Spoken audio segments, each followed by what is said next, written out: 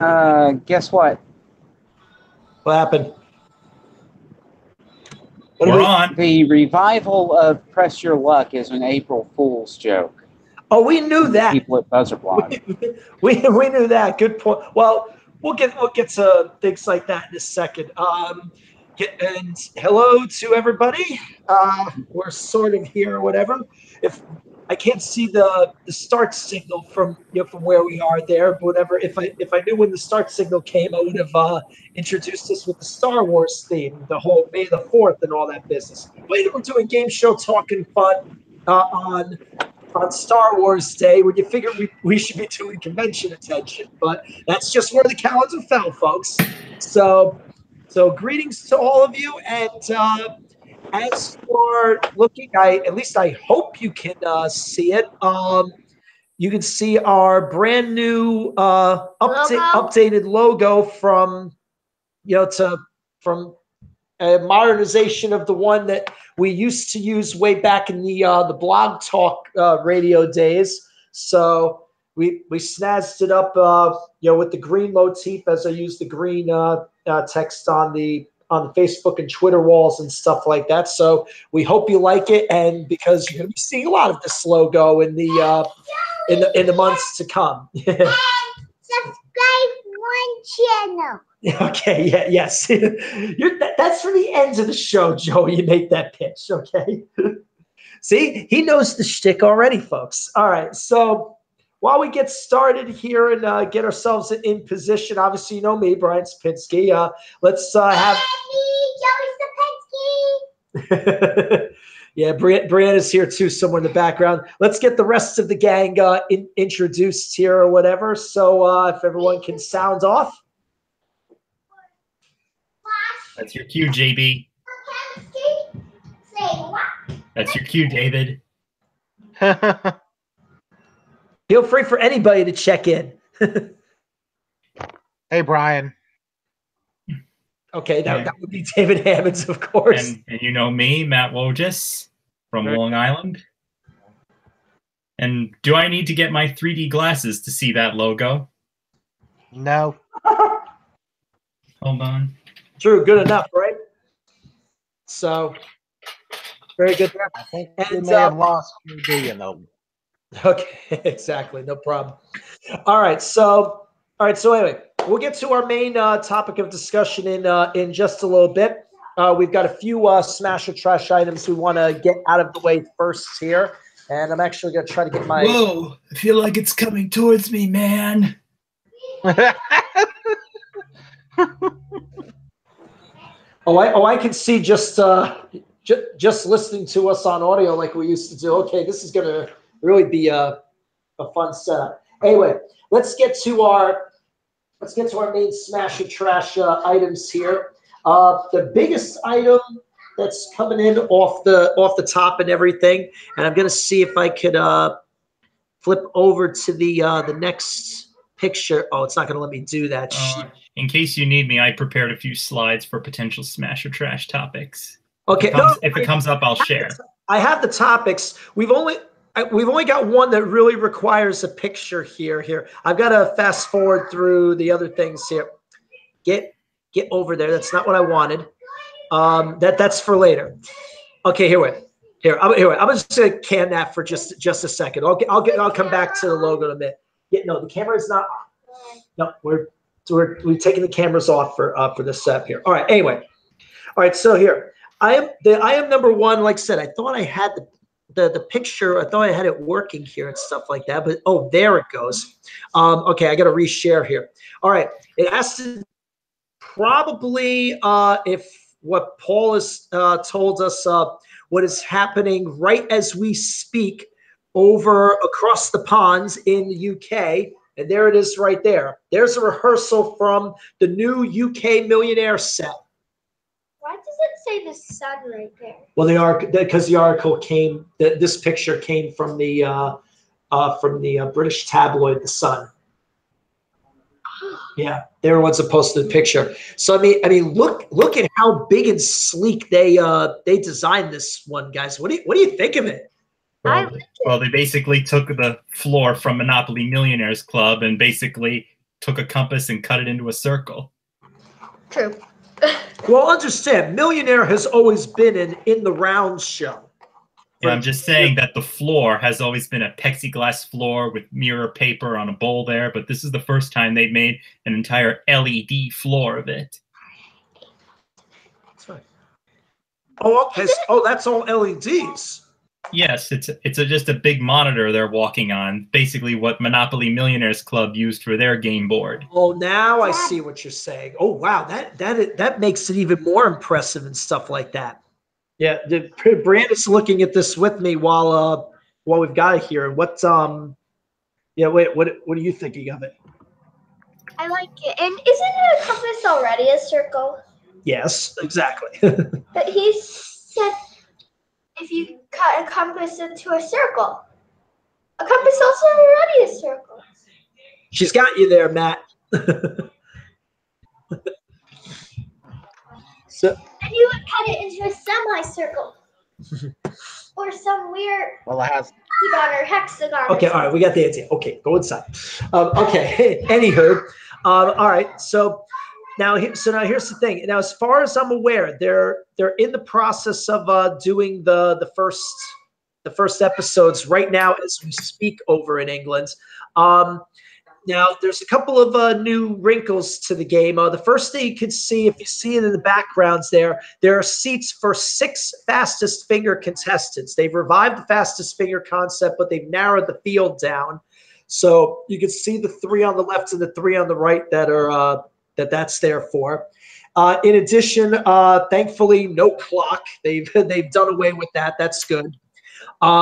The biggest twist to the game, 2 new wrinkles. One that's existed in a couple of other countries that have done Millionaire, and that is that after you reach the first milestone question, after you successfully answer it, you then have the ability at any point later in the game, instead of the second milestone being specifically at the 10th question or wherever it's supposed to be, you have the ability to choose for yourself where the second milestone happens, to be. So it's like you feel like you've gotten to like whatever the threshold is, 8,000 pounds, whatever the case is, and you want to make sure you've got at least that. You can declare that's my safe haven. I'm good.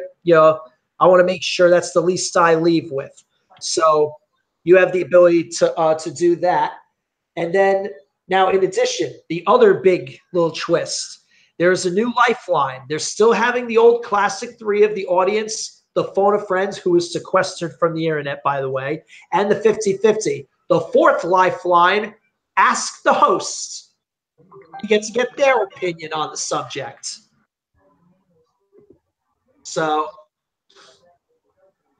I don't know what you guys think. So I'm particularly interested in how that lifeline is going to play out. Matt, what do you what opinions do you have on that subject? Well, first of all, I mean, this host that they have is not some kind of intellectual they have. I mean, it's not like the Ask the Expert lifeline that we had here where you could have somebody like Ken Jennings or Bill Nye giving you advice. I mean, I think in some ways, I think they should have brought Ask the Expert to the UK version and have maybe one of the chasers as the expert on a recurring basis. But really, I mean, if at any time that they give incorrect advice, I could see this going horribly wrong for the contestant and make future contestants distrust their chances of ever using the lifeline again. So, I mean, this has potential to really go in the wrong direction. I mean, the safe haven can set at any time. It has its strategy there. So I think it has potential to work there with people controlling their own destiny. So I smash the safe haven, trash the ask the host. Okay.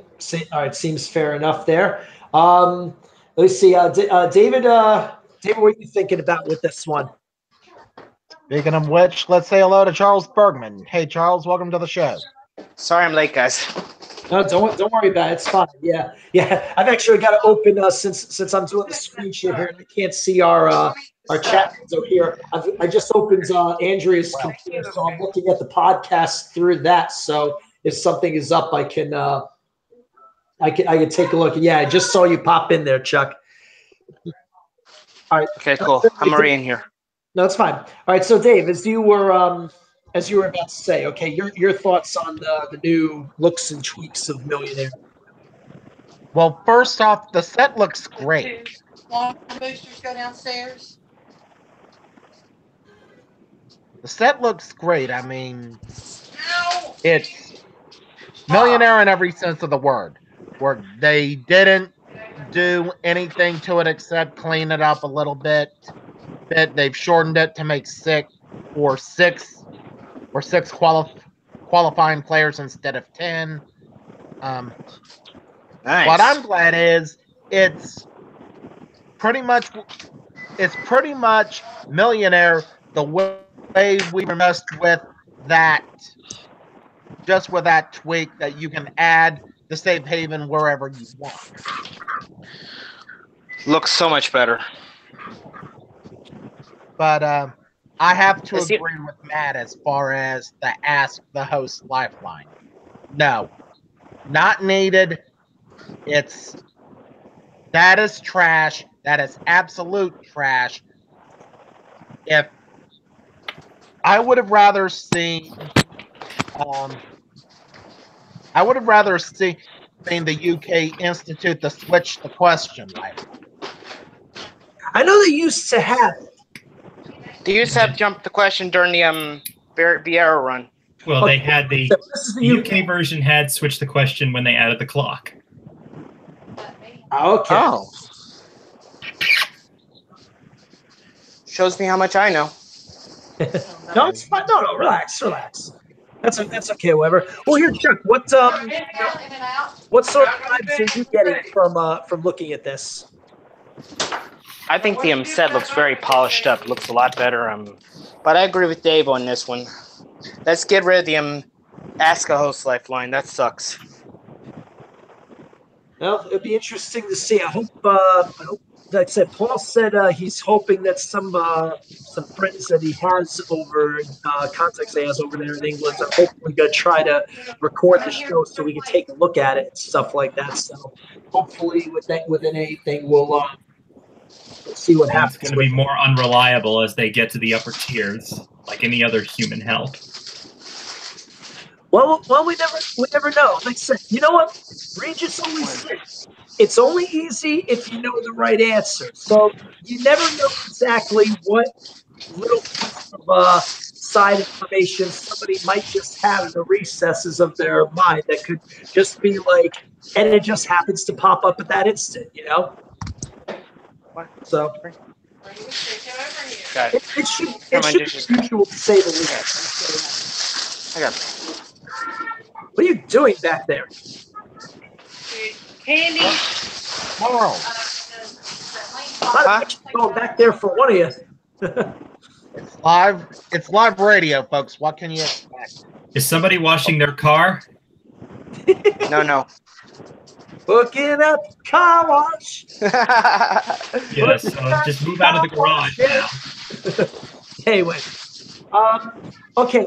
Let me see. Wait, real quick. Who else is in here with us? I'm sorry, I forgot your name. JB or James Barnes. Yeah, that would be JB. Oh, there you are, James. I'm sorry, man. I know because we haven't talked very much on the outside, so I gotta get a refresher in my head. So, James, real quick, what do you? What parts of this are you? Fight me again. I'll kick your little ass. Okay. My specialty personally is announcers, voice artists, announcers, who's actually behind the mic. Like Johnny Olsen and all those people. Yeah, in this Johnny case, who wants to Olsen, be a Jim millionaire, Thornton, never Rich had one. Fields, and much more. Oh, wait. Time out here. Wait, hold on a second. Wait, I'm confused. Wait. I'm talking about this with the whole millionaire setup. Yeah, you didn't come here to plug your LinkedIn page. Oh, no. I was just giving my likes, that's all. Anyway, the Millionaire set, it's looked the same since Regis Philbin had it back on ABC, 20 years ago? Next year will be 20. Yes, next year will be 20. This year's 20 for the UK. I miss Regis hosting it.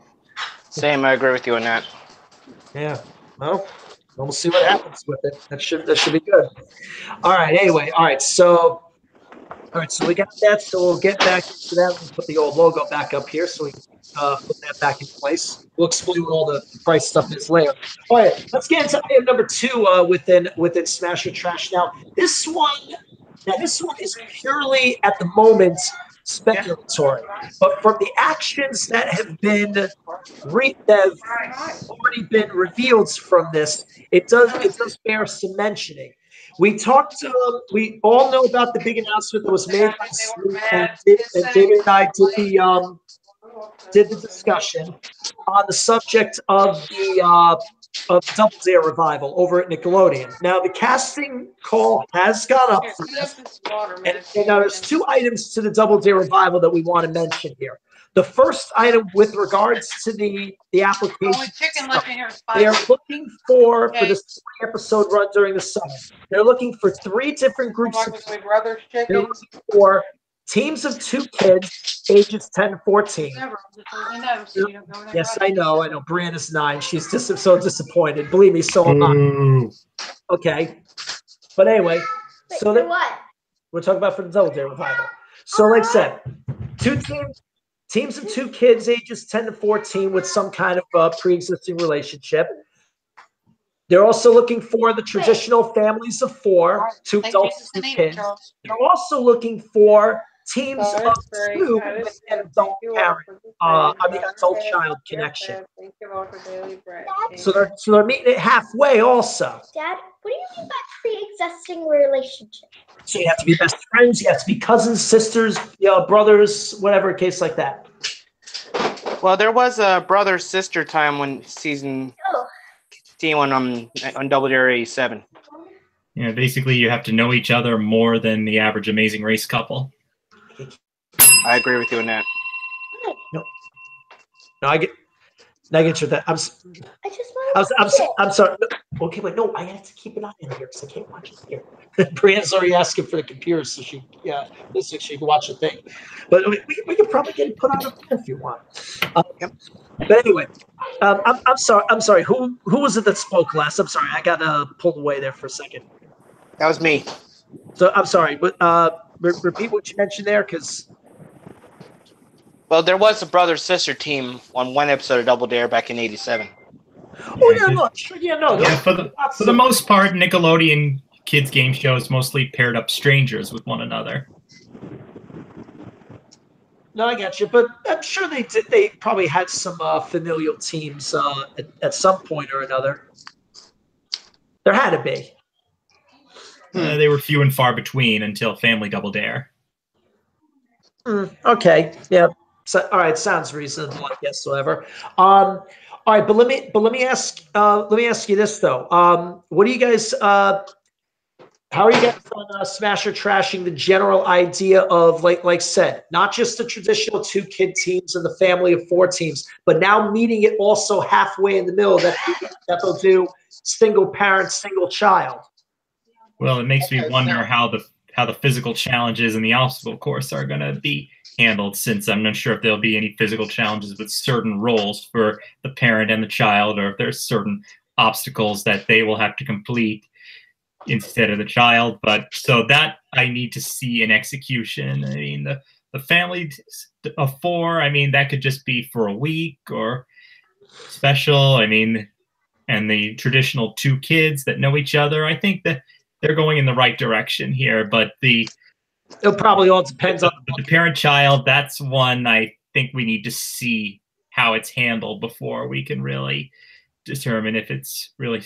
But the good idea is there. I am going to smash it for now. Okay.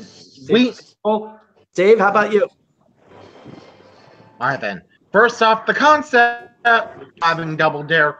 We talked about this in the old Blog Talk Radio days. Long overdue. So Smash automatically for Nickelodeon and Viacom realizing this is the time to bring it back. Big time. Big time Smash. Big time.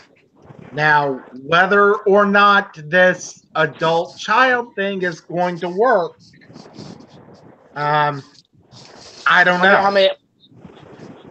I'm willing to say the same thing, David. I'm just gonna wait and see how it plays out. Actually, me and Cherish are gonna wait and see how it plays out because that was one of our favorite '90s kid shows. Now, what Waj said is true. We have an issue here, not with the trivia, but with the physical challenges and the obstacle course. There are some obstacles that an adult is going to have an easy time to complete, and there's going to be, I guess you're going to say there's going to be some, if you paid attention to the original Double Dare. From '86 to 1992. Yeah, the original Family Double Dare. Any physical challenge from round one was always an adult and a child. Right. And it was always, you've got to do X, you've got to fill this container with so much glop, or the adult had to do this certain thing to the kid 3 times before the clock ran out. Or get something past the line as well. I guess. Like, Well, right, yeah. So I don't think from that perspective, I don't think the physical challenges idea is really going to suffer, knowing that you have that past prototype. White waste chips. the question here is going to come. Realize this show has not been on the air in some time. Will this generation grasp the concept of what Double Dare is? And we're talking about the social media generation here. Right. Yeah. Fair enough. I'd agree with you on that. Yeah, because you have to consider. I mean, and Chuck, you know this from being around the conventions down there in Texas. Just like me and the guys up here are in the New York area. You know that I'm sure you've seen over time, however, occasionally some people cosplaying with the Legends of the Hidden Temple shirts and all the getup and stuff like that, right? Yeah, I see that. Yeah, but the big key though is obviously you're still talking about older kids and younger, like 20 some adults that are doing that or whatever, because they at least in some fashion were either young enough in the first place when the show was on, or close enough to it that they weren't too far gone to maybe see, like maybe when Nick Gass was still on, see the old reruns. You know what I mean? Yeah, I feel you. Yeah, so that's probably going to be the big issue with Click, but I don't know. So far, does anybody know the ratings on Keep It Spotless? How they're doing? I haven't looked at that, but another factor is that this new Double Dare will be airing in the Double Dare's got shot. Yeah, I'm just saying this is going to be airing in the universe with 300 channels, which we didn't have 30 years ago. No, you had maybe 30 to choose. Now you got 300. Right. Yeah. But like I said, if it does good ratings wise by Nickelodeon standards, then we could probably see it around for a couple seasons. Yeah, I agree with you on that. Now, we didn't really touch this in the lightning round. Let's touch it now before we get into the main conversation. Who hosts? Oh, that will actually here. That's the next thing I wanted to get into, because and this is the part that's really like speculatory about with regards to Double Dare, and that is the fact that supposedly when this was announced that the revival was going to happen, if I'm reading into things correctly, I don't think anybody sent Mark Summers the memo about this, because when it was announced, he immediately was on his Twitter page and just simply said, "Well, isn't this interesting?" And just like you could just tell from the tone of reading it that this was news to him, that it may seem like he's going to have no involvement with this version whatsoever. Keep in mind, we're talking about a man here that, had it not been for his OCD, would have been the host of the 1998 version of Hollywood Squares. Thank you, Yeah, we mentioned that a couple times here before. So, he could You know, he could be bluffing. He may have known all about it. Yep, I'd agree with you on that. Well, I'm saying they better not bring Jason Harris back. No. No, Jason Harris was not a bad host. He was given a bad format of Double Dare. We know it was Double Dare 2000 was just slow. You know, I've actually heard a radio interview where Mark Summers commented about Double Dare 2000. He said that he actually handpicked Jason Harris, but however, the other producers and the Nickelodeon higher-ups basically mind-controlled him from behind his back. What? They basically told him, you follow our directions. What? Yeah. Now you've got my attention.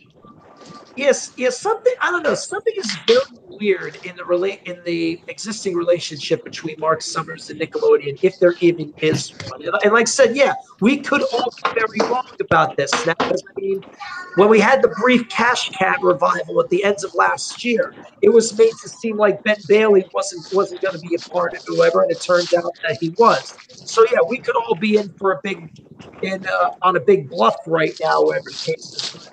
It's just, like I said, it's just weird that hear it being talked about in this fashion right at this very moment. So in this generation as well. But then again, why else would they bring him back for the 30th anniversary special? Exactly. That's another part of it. Yeah, there's a lot going on upside down, backwards about this that doesn't make a whole lot of total sense. So we're gonna have to really just wait and see how this plays out. So who knows? I'll say this much, and I remember I talked with you, David, in the lightning round last week when we did it. Knowing that John Cena's behind Keep It Spotless, and he's great with the kids and stuff like that. And knowing that he wants to try to step away from the wrestling ring a little bit more or whatever, I wouldn't be surprised if they wanted him to host it. I think he can handle it. I think he can handle it, but keep this in mind. Okay. This announcement is coming on the heels of Mark Summers wrapping production on his last show in his contract on Food Network. Get wrapped me? No. Iron Chef Gauntlet. Production just wrapped on it maybe 2 or 3 weeks ago. It's already in the can. They're already through it. I think they're down to the final 4 contestants on the show. Gotcha. I know he's not producing the new Iron Chef America. He wasn't asked to. So this makes me think, he's got more to do with this than he's letting on. Oh. And maybe that's part of keeping it secret. Well, again, I mean, that's what you would have to do sometimes when you're in serious negotiations for a project, that you have to keep a hush-hush just so no hype gets generated. Or somebody else can steal your gun and try to make a competing show or try to steal you from it. Well, what about if they brought back well, let's say what if they brought back if Double Dare does well, bring back Make the Grade. Hold on. Let's not touch that subject. Let's get through the fact that Double Dare is coming back. Then we'll cross that bridge. Yeah. As a matter of fact, that's a subject for a completely different night. Okay. Yeah, we've been there with that conversation. Yeah, of course, Yeah. As soon as one thing comes, we said this last week in Light Run. As soon as one thing comes in the mix, it's like, open the floodgates, let's bring everything back. Just reopen the full-time capsule, so it's like one at a time, people. So, Exactly, I agree with you, bro. Whose phone's going off? And besides, we've already had our Nickelodeon discussion a month ago. I agree with you on that. What knows? if we revisited it like next year? Well, we'll take it one thing at a time. We'll figure it out. So Okay, my bad. we'll see where all that goes. All right. So Okay, very quick last Smash or Trash item, and then we'll get into our main topic here. I don't know if you guys recall this. A couple of months ago, there was an announcement from over at CBS about a new Ninja Warrior-esque style show that's being produced by Mark Burnett called TKO. And CBS has picked it up for a 10-episode run, I believe, in the summer and stuff like that. Oh, brother. Yeah, it's supposed to combine Ninja Warrior in a sense with the assault course of American Gladiators, because you're going to get Woo! while you're running through the obstacles and things in an attempt to mess you up.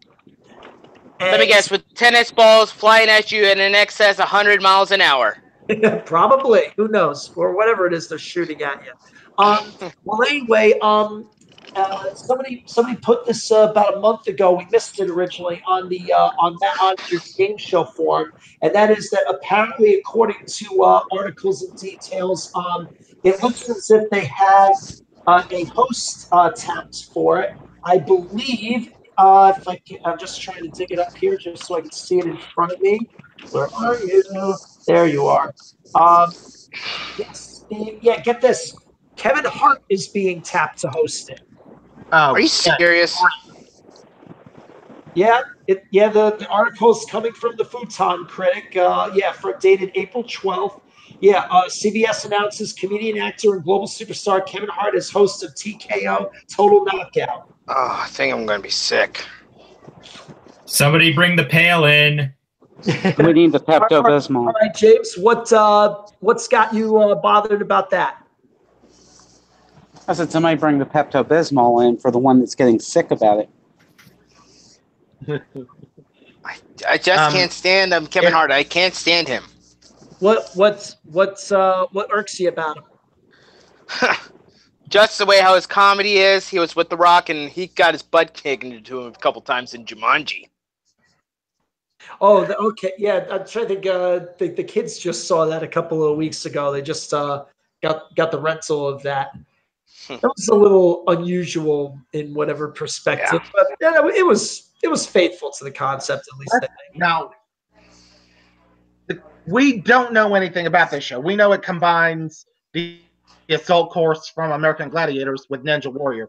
We have no idea, is it an elimination format? Is there a winner every week? Will there be one ultimate winner that wins the grand prize? We don't know these things yet. We don't know if there's even going to be a grand championship even.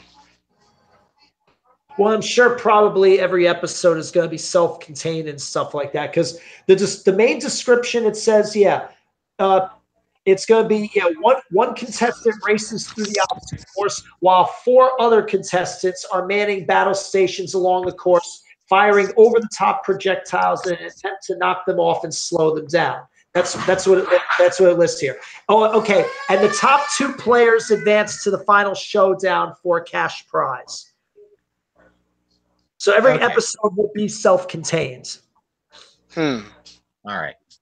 Well, Kevin Hart wouldn't be my favorite comic. I don't know how he's going to handle hosting a game show.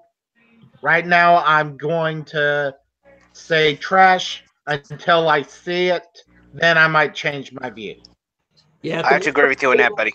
Yeah, I'm a little over the top on the idea of, or I think the idea of Kevin Hart is a little bit over the top. I think, he might be in a little bit over his head and stuff like that. So, I'm on the trash for this one too. Yeah. Garbage. I don't know if he's really just been hired to channel Steve Harvey. I don't know if he's really going to be, commenting on the action here. So I don't know what role he's really going to play. So honestly, I have to trash. Honestly, I'm gonna have to wait to see what happens, because I'm gonna wait to see what happens. That's the thing. But I can tell you're skeptical, though. Well, no, he's just hoping this show gets a TKO.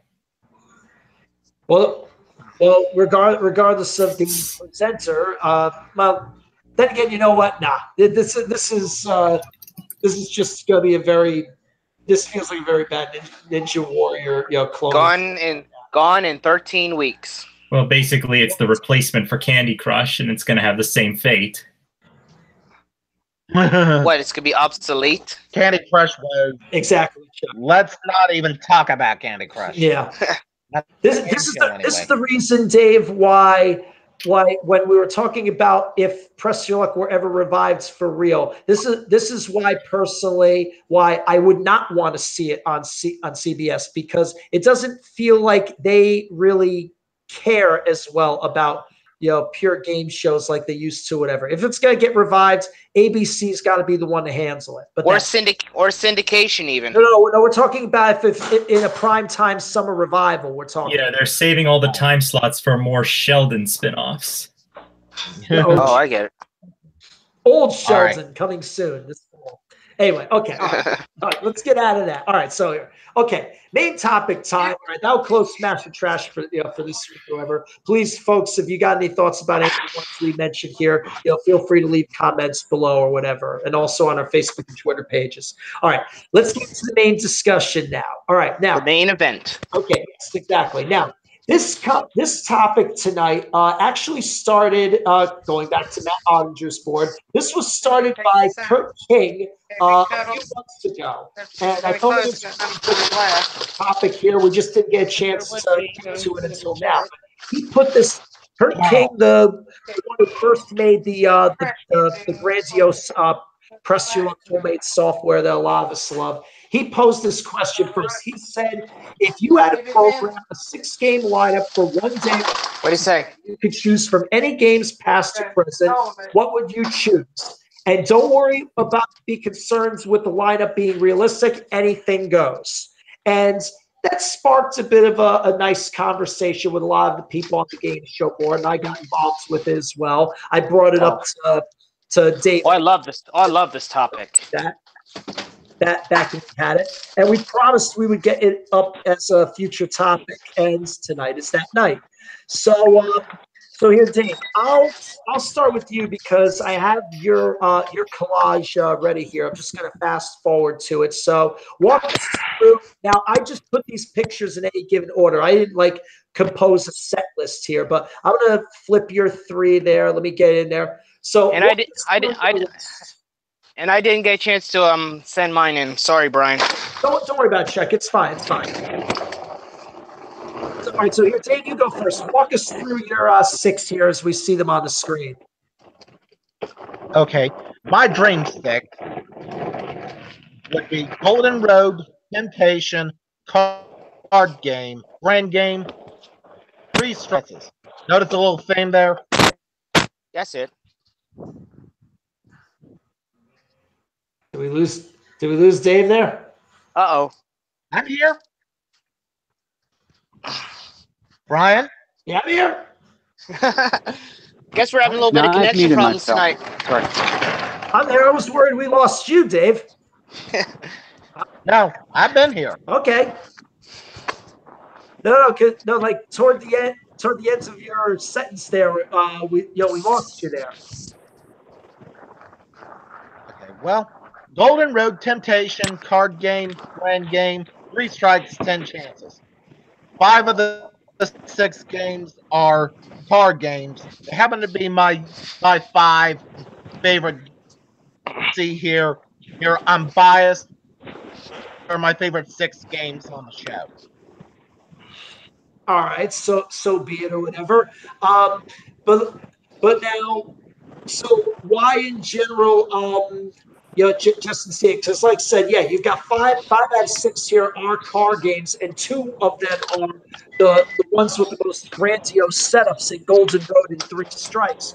So what is it that draws you to wanting to break out all the card games like that?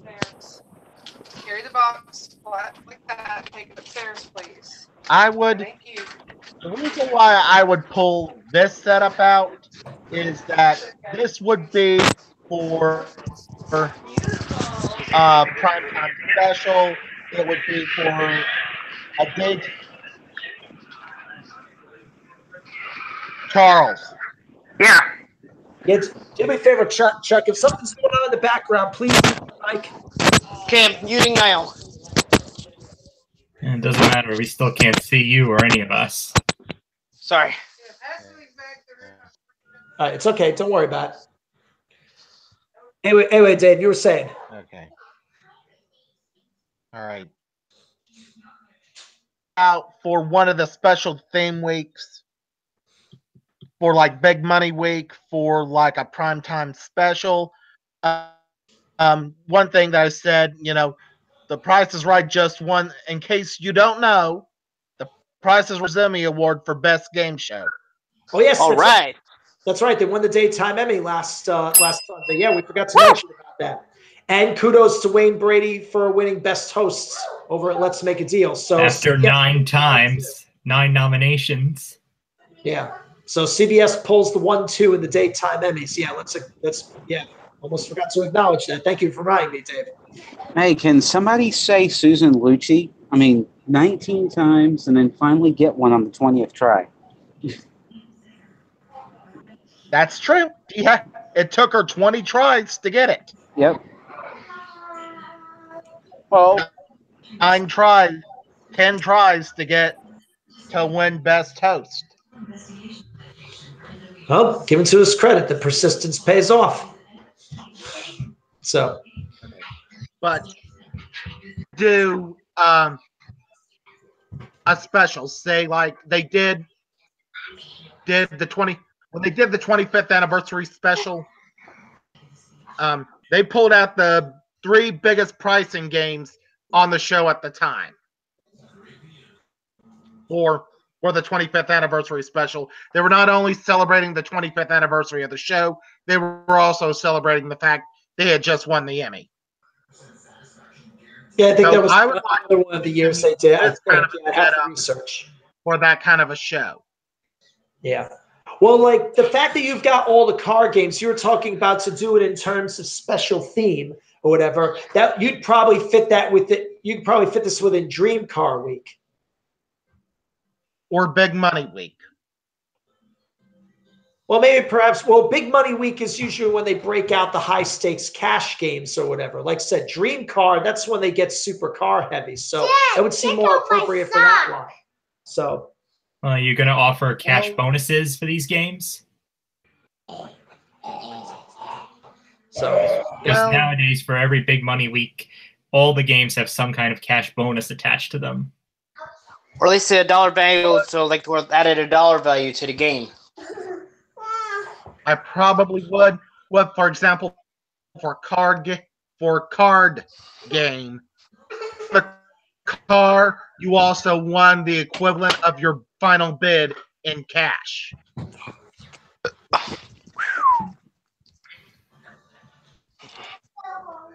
That's pretty cool, man. So there you go with that.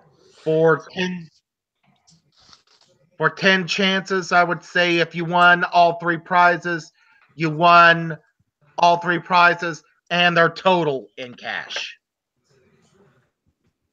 So you're kind of invoking sort of like the like when they do the celebrity weeks, you're kind of imposing that rule sort of. Kind of. Now, if we did this for Temptation, the only thing I would bring out on the stage are buckets of money. How much money would you say, bro? Well, again, you got to remember that's all dependent on the digits and the price of the card, Chuck. Oh yeah, my bad. Basically, we'd all be 4 digits, 2 of the same digit. Yeah. Cool. So whatever the case is there. All right. Okay. So fair enough there. All right. So that's Dave's set. Okay. So all right. I'll get to mine in a little bit. I'll cue back up here. All right. So here. Okay. So all right. Okay, Chuck. Go through yours here. What are your personal selections there? I know you didn't have time to get a montage for it, but that's okay. Don't worry about it. What ones do you like? Okay. All right. Okay, my 6 best games are Cliffhangers, One Away. Huh? One away. Huh? You know the game that says, "Gentlemen, do I have at least one number right?" Oh, Or okay. ladies, we know. sound effects You ladies. heard, no. You heard no. I think he heard Brianna whispering to me. Which game is that? Okay. Oh, wait a minute. Here's my list now. Cliffhangers, Half Off, One Away, Plinko, Flip flop and the card game. Yeah, play go. Okay. Okay, for cliffhangers. Like if they were playing like guess like I think it was say for 3 cars. Like play for 3 different cars. No, And have the I don't see amounts that. tripled. Have the amounts tripled on it. If he falls off by so much money, delete, he's gone. Wait a minute. When you And- say 3 cars, are you saying they have to guess the price of 3 cars? Yes. With No. $25, considering these are tens of thousands of dollars, he needs That's Mount no Everest in order to get to not fall off. Yeah, Yeah, that would be pretty insane. That would be crazy. Okay, half off. Okay, for half off, I do it for not only for like the main cash prize of $20,000, I'd make up to $100,000. well, they do that during Big Money Week. Oh yeah. Plus, bonus with it like a trip. When you, like a trip, as in something they did during the $1 Million Spectaculars, where you got to gamble for the extra prize. If that made any sense. I don't think anybody ever actually took those risks. At least I don't think so. Okay. No, nobody ever did. So when I'm trying to understand, if you take, is it basically the cash and the trip in the box together, or is that 2 separate boxes? Yep, cash in the box, cash and the trip together in one box. I get what he's saying. Plane tickets and cash in the box. Okay, for one away, playing for like one of those expensive cars, like an Aston Martin. Well, that would require a 6th digit attached to the I don't think game. they've ever done that before. Yeah, and the first digit would pretty much. Be a 1 or 2. Yeah. Basically a gimme in that case, because the first number that they have to change would have to be 2 and go for 1 or 3. Oh yeah, it's Like true. I said, the first You would can't be put a gimme. 0. Yeah. So basically, is it worth building a new prop for 6 digits? I think so. Well, that's your Right now, decision. as far as we know, there are only How about Plinko for different prize? Okay, next one is Plinko. Playing it for different prizes. We've seen that before on the Plinko special that they did a few years back, where they put prizes in the slots there that once they hit it, then it became the regular cash space. I thought it was a good concept, but they just got really unlucky that day with all the zeros. It was just a rough day on that one, I think. Yep. Okay, flip flop. Play for something really, really good. Like play flip flop for a new car. Well, now you understand that. can't happen. Not without a complete rebuild of the prop. You'd have to redo the whole thing, and it doesn't work with 5 digits. Well, basically it's good. You need to build multiple sides to the prop there just to fit maybe 6 digits, or you have to give the first digit for free. Okay. Right. And my last pick, card game. Okay, we got another vote for card game there. Okay, my pick for card game, just because it's a game you play for a car, and plus throw in your first month's tax, your first month's note with it. Get your first month. Can you re-explain that? I'm trying to understand. I need English subtitles The there. taxes on the car. Yeah, Is what he's also that saying. one too.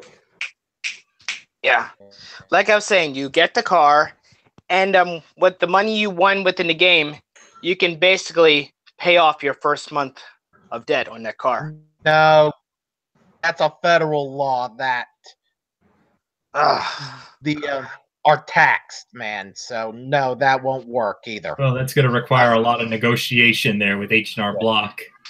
Yeah. Yeah, I tried my best. I'm sorry, guys. These picks suck. Hey, it's your heart was in the right place.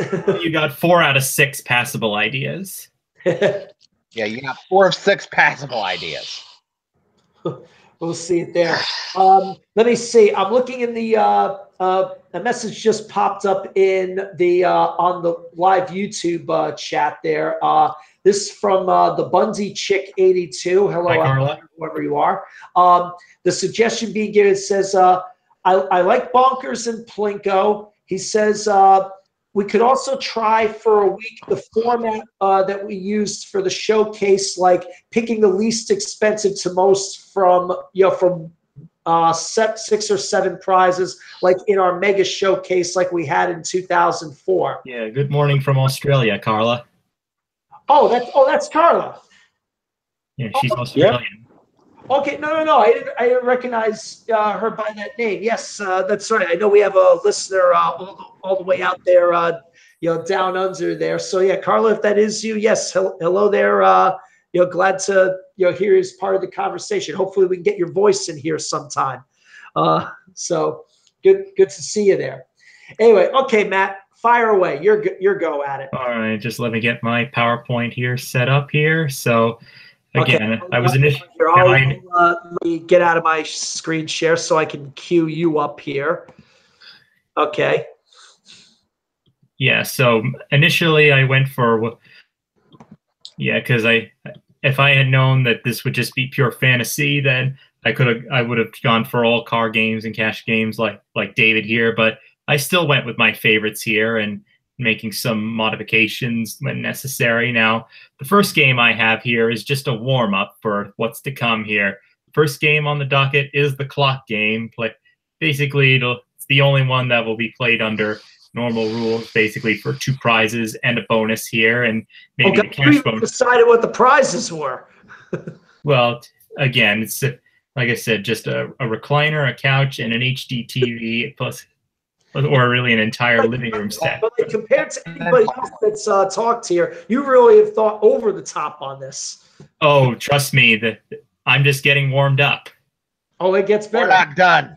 Not done. Yes, because coming up next is an experiment that's never been tried before. It's been bandied about, but I'm going to attempt it. It's check game played for a car. Now, understand one thing. Understand one thing. When you look at that, that's from a homemade game, from a homemade Price is Right game where experiment actually can take place. Was that on the Big John version? Yeah, that experiment actually can take place. Yeah, I guess whenever I play that game, I've never hit that combination of check game for a car. But yeah, that is 25,000, but no more than 28,500. Yeah, I mean, I propose it for a luxury car with the winning range being between 78,000 and 80,000. Okay, all right, then that's different, but still. Yeah. So I had to increase the range. It can happen. Either way, that's rough, man. Anyway, when you say rough, as in difficult, or yeah, exactly. Yeah, well, I gave them a little more range here because, as you know, the current range is 7,000 to 8,000, which is a $1,000 threshold. Here, I have a $2,000 threshold, so it's a little more leeway. Anyway, pricing game number 3 is an old idea, but with a new twist and taking something from another country here. It's the $1 Million Plinko, but here's where things are a little different here. We still have the traditional layout here with $100,000 being in the center slot, but after all the Plinko chips have been dropped, the contestant will have an option here. They can take a golden Plinko chip and drop it down here, and the slots will be replaced by multipliers, you see here. Holy cow! Yeah, the $100 will be placed by a ×1, which they will just retain their money. The $500 will be replaced by... But you can lose it all, too. Yeah, a doubler, so they will double their money. The thousands will be replaced by a tripler. The zeros will just still be zeros, where they will lose everything, but getting it in the center slot will be multiplying their winnings by 10, which if I basically, wait a minute, I realize that it should be. Okay, all right, 20,000 should be in the middle. Well, I don't know. I oversighted that. I'm sorry. No, it's okay. No. We got the idea. No, we knew what I knew where it was going. Yeah, no, I understood what you meant. Yeah. So it'd have to be a 20,000 in the middle, because then if they swept all 5 chips, that would be 100,000. And then you hit the times 10 in the middle if you go for it, and the 100 turns into the million. That's right. So Okay. again, I guess I clipped the wrong clip there. But anyway, we're going on to pricing game number 4 in the list. This is another back. We're going back to a grocery pricing game here, and I think a very pure pricing game here, the checkout game. But the stakes will be higher as they will be playing for a $92,000 Viking cruise around the world. What? 6 continents, 59 countries, 245 days. Sheesh, man. Holy mother of... Yeah, that's right. So as a result of this price spike, there will be more difficulty here, as all the grocery products will just be all medications. But they will still have the traditional $2 range. What? All right, so you're going to have... Someone's phone's going off again. Just a question. What is checkout? Okay, real quick, James. Setup of checkout is you got 5 grocery items. You give your thing on what you believe each grocery item costs. They'll establish the running total of what you said all 5 was. To win, your total of the 5 items has to be within $2 high or low of what the actual total of the 5 items are. Wasn't it known as grocery game at one time? No. That's a different game. No, grocery game has always existed within price since the very beginning. That's where, again, 5 grocery items. But in that one, you pick a grocery item. You say how many of the item that you want, and they'll keep a running total on how much you've purchased in total. Yeah. To win, you've got to buy between $20 and now $22 in stuff. So they're 2 separate games, but they're both in the current rotation. Oh, okay. I was confused by that. I didn't know if they had changed the name of grocery game to checkout or. No. They both grocery game and checkout are 2 different games. Yeah, and both still play to this day. So okay. As a matter of fact, a few years ago, somebody actually did what I thought was never going to happen. Somebody played a perfect game of checkout. Yeah, it's happened a couple. Are you serious? It's rare, but it's happened a couple of times. Has anyone ever played a perfect game of cliffhangers before? Not sure, but if not, it's been very close. I know there's been a bunch of times where some people have gotten 2 out of the 3 on those, but I don't think all 3. No, I think it's happened, but it's happened only once. There was another perfect game that I shall mention. The Super Bowl game. We'll get to that conversation, because don't worry, that's going to come up in a couple of discussions. Okay. All right, anyway, continue on. And I think Matthew is on the phone. The power of live internet, guys.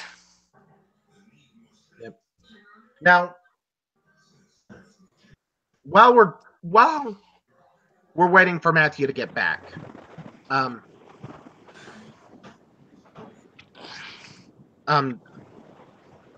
JB brought up an interesting concept.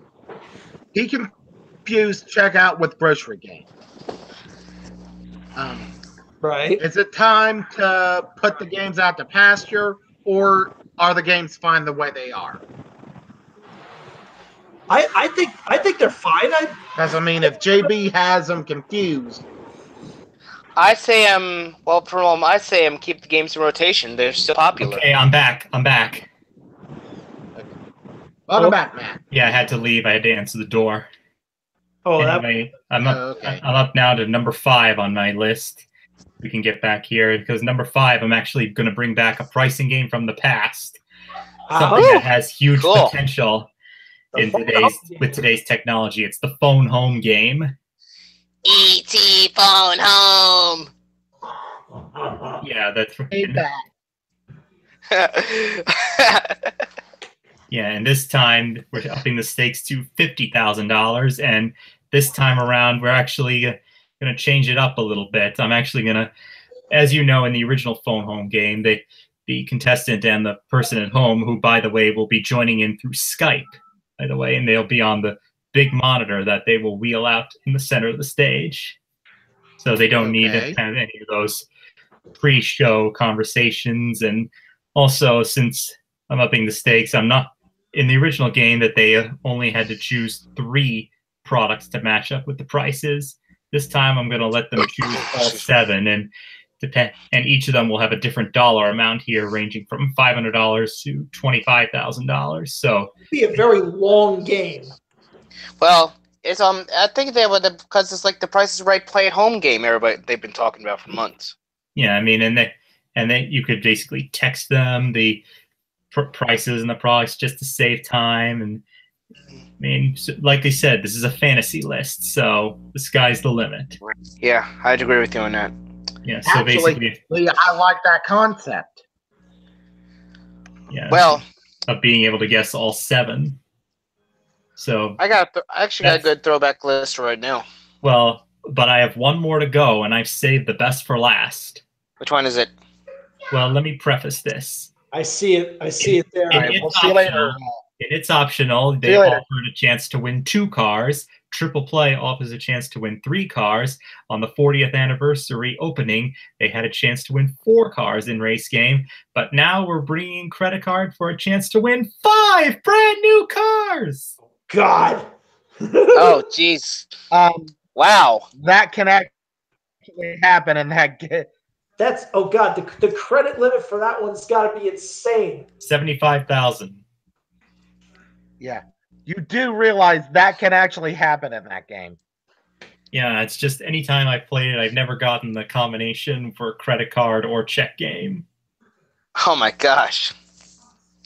Folks, well, we've talked about it here once or twice, but there is a game floating around where there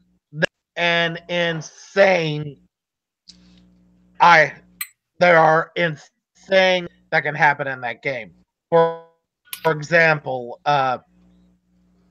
there is a combination where you can play, where during a big game you can play pay the rent for 106 cars. Holy cow. Basically, it's pay the insurance. Yeah. That's some. Oh, yeah. Well, like pay Geico, which can save you in $100,000, 15% more on car insurance. But those are some actually like your lineup, Matt. I really do. Yeah, it's pretty cool, Matt. Yeah, I mean, some of them, I mean, like I said, I just started a warm up, and we gradually built on it as we went along. Oh, nice. I get you there. One pricing game that will never ever go in any of our lists, the dreaded Professor Price. He'll just be used in a showcase prop exhibit.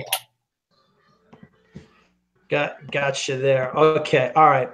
So anyway, let me get my list up here. Get myself set in position. All right. Oh, cool.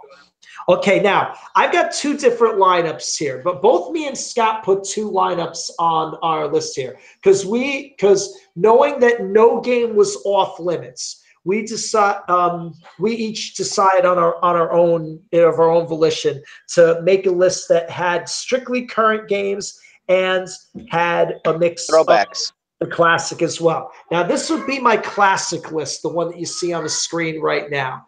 And like I said, there's no particular set order to this. I was just trying to get all the pictures the way I got them there.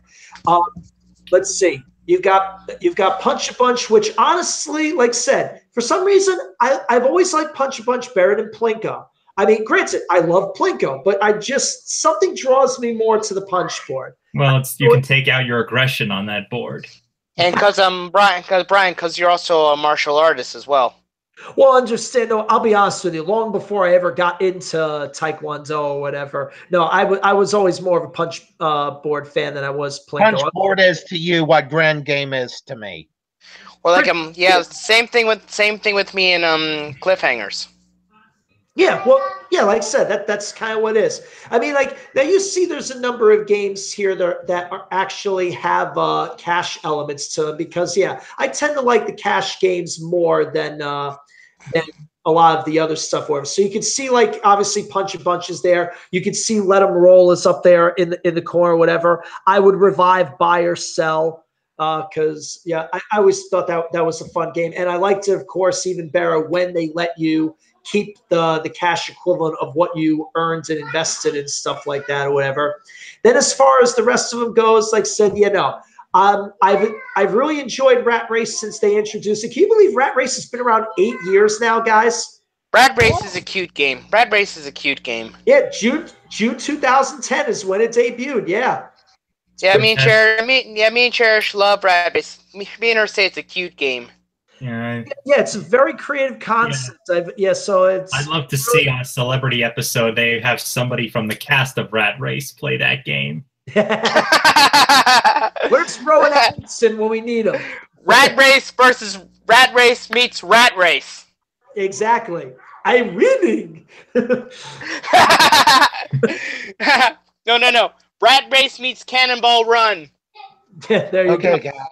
Okay, and then let's see. The other two retired games I would bring back for a day. I always loved Super Saver. I know there's a lot of people that'll pick on the Super Saver concept. That was a fun game. That the electronics broke down on it and stuff like that, whatever. But obviously, given the fact that there's a lot of games that have gotten modernized updates with LEDs and other electronics and stuff like that, it would be very easy to repackage the Super Saver set to modernize it and things like that. And I always thought, same thing with Penny Ante. And besides, that's not the real reason why Super Saver was retired. What was it? Well, it's because there was a playing where Bob explained the rules incorrectly, that you couldn't win if you picked the expensive item, and that was a debate with standards and practices, so they ended up retiring the game there. Okay, well, wait. Oh, you're half right on that. Okay, because that was the thing I was going to explain about that. And that's the reason why I liked Super Saver so much, because for those people that maybe watching that never saw the game, you see how there's the 6 grocery items. Now they've got prices attached to each one. Now 5 of the prices that are listed next to those grocery items are discounted prices, and the idea, and 1 is overpriced. You chose any 4 of the items, and the idea is you had to save between the 4. You had to save at least $1 to win the game. Now the idea was, it was supposed to be, and in theory it was because it happened at least a couple of times, mathematically possible that you can pick the overpriced item, which lost you money, and if you were able to find the 3 highest priced ones, you could make up for it and still achieve the $1. Now, what else has to do with them? Let's do it. Sorry. So let's say that the overpriced one was 30 cents over, so you're 30 cents in the hole at some point in the game. But the 3 biggest savers on the shelf would total at least $1.30, so that you could try, if you found them, you could come back, make the comeback, and get over the top. That was part of the reason there was always that game so much, because there was always one. Now what Matt is saying, there was always one in the game that was worth at least 60 or 70 cents. Or something, whatever the case was. Now, what Matt is explaining is that like I said, you've got the story mostly right. Yeah, there was the one time where during the course of the play, the contestant on either like their second or their third out of their 4 picks ended up picking the overpriced item and lost money, and just basically scrubbed their last pick or whatever the case was, feeling that, oh, I can't win now. Now, Bob had explained plenty of times over the years that it was mathematically possible, even if you pick the bad one, to still win. But probably at the point that this incident happens, he had kind of stopped giving that piece of the rules after a while, because as Bob tended to do with a lot of things over the years, he figured, oh, people will watch the show all the time. They know all the rules. They don't need me to say every single thing every single time. And in that case, it bit him in the ass. So, brother. Sorry, but well, because what happens was, when after the show was over, it was that when the contestant was sort of brought up to date on that whole idea that they could have still potentially won, that it wasn't just strictly a wash that they picked the bad one. Obviously, a stink was raised about it, and they had to give the contestant the prize they were playing for as compensation. Wow. So yeah, but like I said, that was a case of like I said, Bob phoned it in, because like I said, he figured everybody already knew all the rules without him having to say it, and in this case, he found the one who didn't. That's basically it's only the loyal friend and trues, as he called it, would know those things. Exactly. Apparently, this person wasn't. Yeah, that's one thing that if I give Drew any sort of credit, it's that no matter how many times the game has been played, no matter how many times people have seen it, he'll always re-explain the rules and even over-explain for the purpose of just making sure there's always new people coming in, or people just in there for the day that just may never have run into that game. So he'll always make sure everything is properly established. So, and that's one of the big things I like most about Drew. So, and then in the midst of all this, I forgot the last one here in the bottom corner. I'd probably say one of the retired games that people would love to bring back the most. Everybody loves Super Bowl. Oh, what? Everybody plays it at Dave & Buster's. Or anywhere in between. Yeah.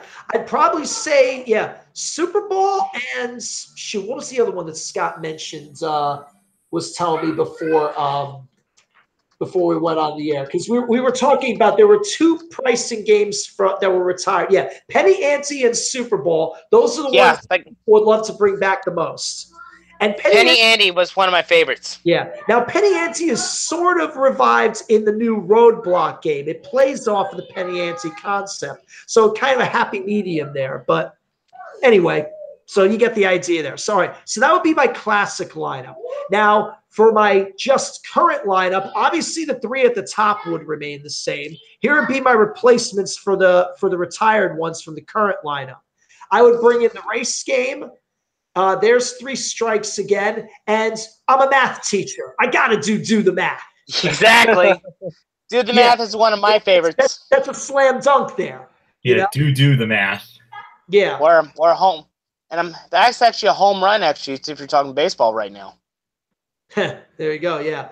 But let me see. But three strikes. Obviously, the most dramatic car game that there is, and stuff like that. However, race game. Gotta admit. It's tried and true classic. I love it. I love it a lot. Bonkers is good, but I like Race Game better. Plus, I also give an extra homage to Race Game because of the fact that a bunch of years back when Andrea and I vacationed in Vegas one summer, we got to see the Prices Right live out there. Andrea got up on stage, from Contestants Row. She got to play the race game. So. How'd she do? How'd she do?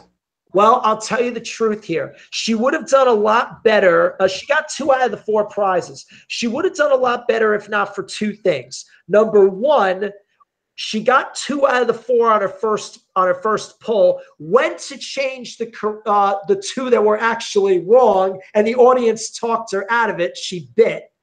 So. She did not have to look at the audience. She had to listen. Didn't want to listen to the audience. She has to look at the clock and not pay attention. She wasn't trying to look at the audience. She went to make the change, and the audience screamed at her, so she flinched. So she ends up changing a different 2, got busted down to 1, and put it back before time ran out. She only got to run it 3 times, and that was the other thing, because she wasn't in the best of running shape at the time, because the night before the show, we had pretty much walked the strip for like 3 miles worth. Her legs were shot.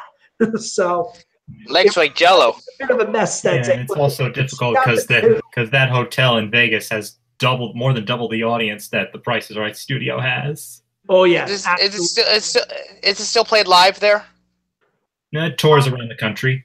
Sometimes, Oh, cool. yeah, they're touring right now. So I know. I know Scott said it's going to be up, but Scott's working at Foxwoods Casino now up in Connecticut. He said it's the live show's coming up there very soon. Yeah, and I've seen the show 3 times when it's come here to Long Island.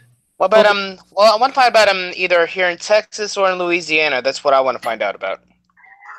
Yeah, I'm sure it's been to Texas. Yeah, I was happy. Last time they were down here here in Jersey a year and a half ago. My mom got on stage, and she's still got the big screen TV that she won. She's still got it in her living room. It was all wow. Yeah, she was the second biggest winner of the night. And what game was she playing it for? She played Cliffhangers, and believe me, I was immediately shouting to her the 20, 30, 40 strategy. And that's what I do. Yeah. And yeah, she wasn't convinced with me the first time, but on the first item. But then when I was screaming 30 on the second one, she listened to me, bang on the nose, and the last one was a slam dunk based on. So yeah, she knew I knew what I was talking about after the fact. So. Yeah, and I guess they played the old Franchise Mountains when she got it wrong. Of course, they have all the iconic music there and all the other iconic elements. Yeah, pretty much. That's how it goes there. So anyway, okay. That's nice. All right. So anyway, so those are my 2 lists. Now, Scott did send me. Now, I have a couple of other lists that I want to share real fast. So I've got Scott's 2 lists because he pulled 2, and then I got a couple of suggestions from some people over a couple of people on the Game Show Live Facebook group. So I'll share those as well. Let me give Scott's first or whatever. Now, Scott was telling me that for his 2 lists, he liked the games that either had elements that were like very high dramatic. He liked those kind of things, and also ones that also had like a very like big builds up just to introduce the game and stuff like that. Because he liked the old banter with either Bob and Johnny or Bob and Rod or whatever the case is. All right, or Drew and George now. In a sense, but they don't. Maybe they don't quite do it as much as like they as Bob used to do it. Well, it all depends. Anyway, yeah. So all depends on your taste as well. Now Scott also made a point to give me these 2 lineups in a specific set order. Here's what he chose for his current lineup. His current day lineup he chose in order: Golden Road, Danger Price, Plinko, Punch a Bunch, Temptation, and the Check Game. Good pick, Scotty. Not decent enough list. The first one to mention Danger Price tonight. So Danger Price is a hard game, though. Honestly. Yeah, but it's fun. Hard. Pretty cool. The odds are pretty much in your favor of picking a correct answer every time. That's the last one. Okay, now here's. Well, you got function of probability about it too. In a sense, yeah. All right, now here's the ones that Scott chose if he was doing an all-time lineup. Now, and he's revamped the set list accordingly. Here's how his would have gone. He would have started with Check Game, then got into Super Bowl. Then, you're ready for this? His third game would be the original balance game. Whoa! Steve. Mind blown, Brian. Mind blown, right there, buddy. He likes the Barker dollars. That's what he told me. The fact that they actually could play into the game as opposed to just being a prop like the penny ante tokens were. Please, we need a PhD to understand the original balance game. Oh yeah, it was very cerebral. Make no mistake. I like the new one. Honestly, it's a lot better. Okay. All right, so that would be the first half, and then his second half list would be Plinko, and at the ends would be Punch a Bunch, and Game 5 in the middle in the second half, he's bringing out another classic car game that was a little bit cerebral. It's Optional. So much potential there. Yeah. Yes, there is. For 2 cars, and you got to pick the extra features to add to the one car to bring it within a certain value of the other car. So that's what he set up for that. Definitely a different lineup. I think it's pretty whatever. Pretty nice. Go ahead. I'm sorry, Chuck. Go ahead. I think that's a pretty intense lineup. I actually like that. It's got really good potential. Heck, I'd watch it. Yeah, I mean, myself, if I just did all current games, I would have included Golden Road as well as 3 Strikes. Well, if I had a classic lineup, I would not do Professor Price. That's obsolete. That's on my budget anymore. For my classic lineup, I'd say original 3 Strikes, 2-player Bullseye. Oh God. When you say original 3 Strikes, so you mean the 4-digit board, which they would have to just use for things like trips or furniture. Yeah. They use 2-player Bullseye. Considering the era of more commercial time, there's no way they're going to get that game done in time. Yeah, that the shower game. No, not the shower game. So much trouble. Then maybe I'd bring back I do Safecrackers with the original Pink Panther music. Well, how much are you willing to cough up for the royalties? Yeah, that's true. And the other 2 I just put random. Yeah, no, I get you. All right.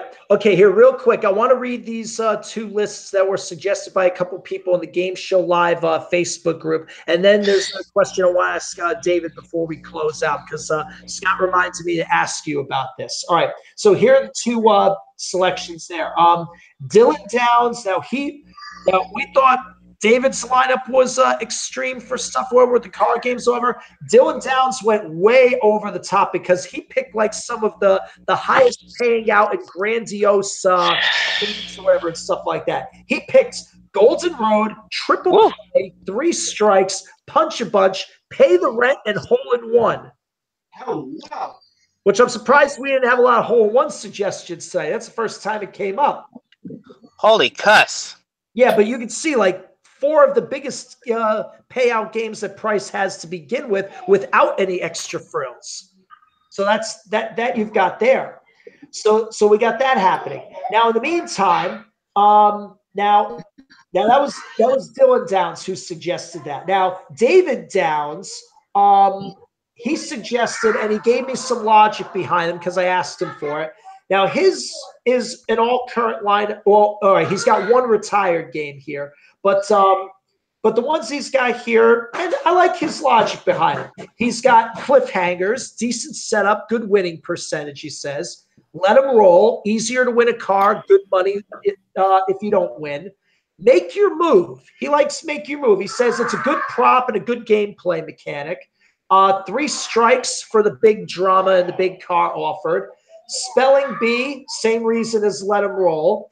And he likes Super Bowl, because he says he likes the skill that's needed to win, and it's awesome to see victory pulled from the jaws of defeat.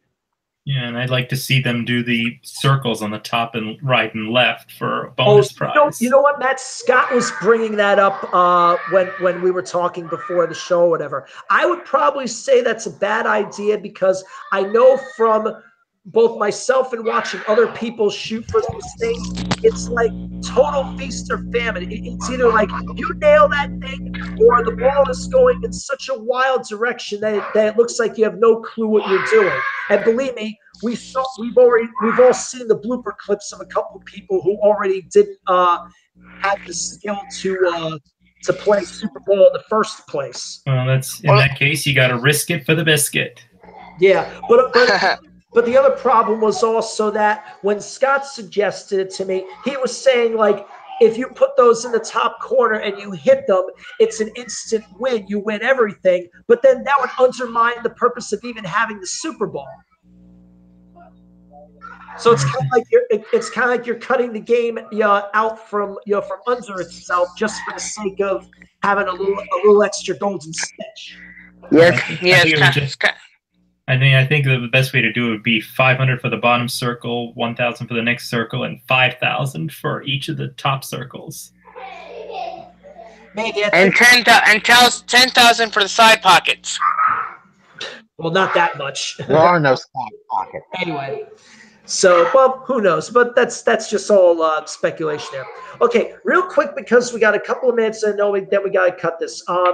And now, Dave, I wanted to point this to you because Scott asked me to mention this, and I know we don't have a lot of time, so if you can at least mention one of them. You mentioned Scott was telling me that you a couple of years ago you had a couple of ideas for new pricing games, correct? I did, yes. Okay. Oh God, what happened over there? We better really make this quick because now I've got a crying Joey on my hands and I can't sell this. Don't tell me now, Joe. All right, now the game. Now, as far as I'm aware, at least one of the games you suggested for the Real Price is Right that didn't make it over to the Real Price is Right is in Big John's game. Yeah, a lot of. Okay, well, I'll tell you what. We got time to list. To mention one of them at least. So like, what's like your favorite of the ones you suggested? That actually made it in, or didn't. But I mean, I could talk about quite a few of them. How many did you submit? Quite a few. Quite a few. And which ones made So the like I list? said, it's quite a list. But the one I really wanted to see was a pricing game called Down the Middle.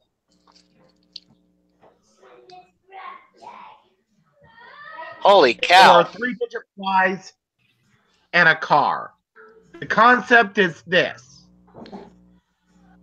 I show you the first digit and the last digit and the price of a car. And I show you 5 sets of 3 digits. One of those are the middle 3 numbers in the price of the car. But here's where the 3-digit prize come in. The middle 3 digits is the price of the 3-digit prize.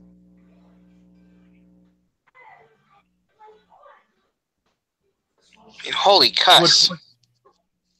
You would play a little pricing game to determine how many chances you would get to pick the right price. And then after that was over, you would try to pick the 3 that were quote down the middle. Ooh. Very involved there. Yeah, it sounds Wow. very any number-esque. Sounds like a lot of fun. A little any number-esque, a little time is money-esque or whatever, and And it's got a little bit of one away as well. to a point.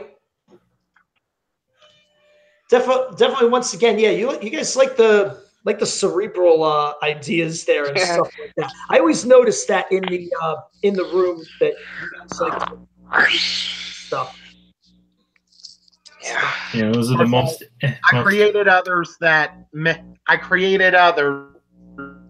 get into Big John's game. One of them actually I play tested with you. Oh, I see. So I got I you. think you also did Tower of Cash. Another fun but hard game.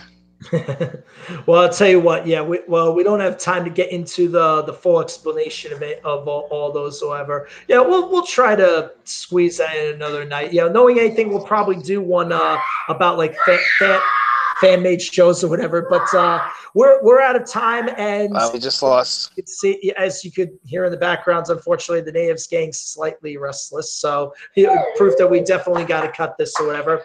But I thank you guys as always for this. Hey, you guys out there, what are your dream Price is Right lineups? What would you book for the show? What 6 games if you had the ability for a day? Leave some comments. Let us know, whatever. We love to share them and stuff like that. So with that thought in mind, things are. I don't know what else to say. Well, you know the deal. Like this video. Subscribe here, Lost Silver Productions. Find us on Facebook. Find us on Twitter and click that bell. We're talking about all kinds of ridiculous stuff over on Facebook. On Twitter all the time. That we don't talk about anywhere else. So chance to just listen to us talk silly and stuff like that. And for the moment, that's going to be pretty much it for now. Matt, Chuck, Dave, of course, pleasure as always. We hope you enjoyed it out there. We'll see you in 2 weeks for convention attention for our discussion on a trip down Fortune Street. And James Barkus, thank you for joining us. And way down Australia, Carly, thank you for joining us again. I remember one time 2 people had to bid on car bombs. Oh yeah, it's 2-player bullseye she's talking about there. Anyway, all right, more on this later. We'll see you in 2 weeks for convention attention, 4 weeks for another game show talking fun, and also in 2 weeks from now we'll be at Castle Point doing our game show mega mix there. Take care, guys. Good night. We'll see you soon.